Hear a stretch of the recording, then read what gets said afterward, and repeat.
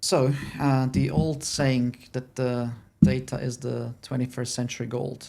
Helen, what's your take on that? I'm going to use a wise old saying from a wise man, Peter Drucker, which is what gets measured gets managed.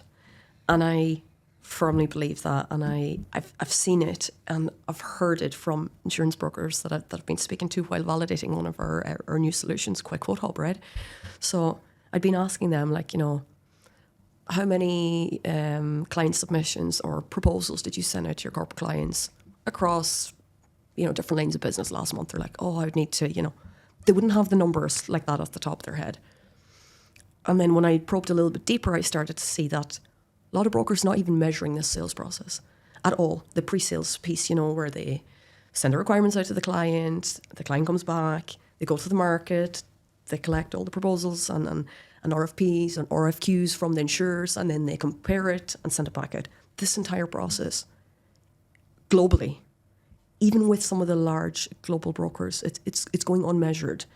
It's being done, but it's very piecemeal, fragmented, broken jigsaw puzzle.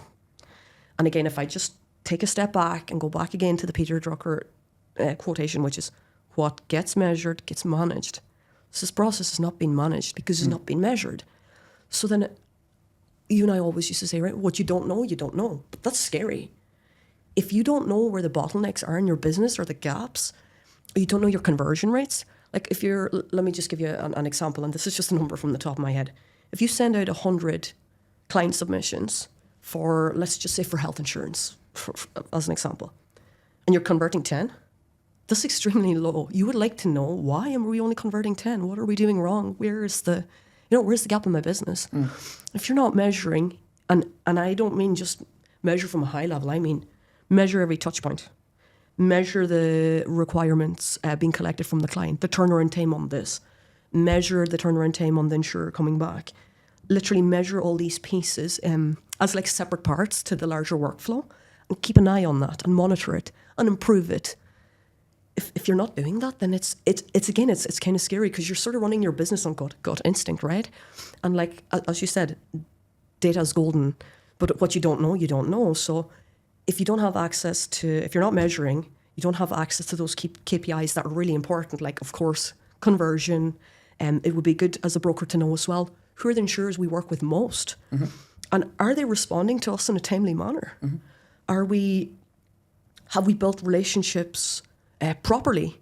Do we need to speak to maybe a new insurer because we can see that the renewal rates are slipping with another insurer for whatever reason, the servicing justice in there, or whatever it may be?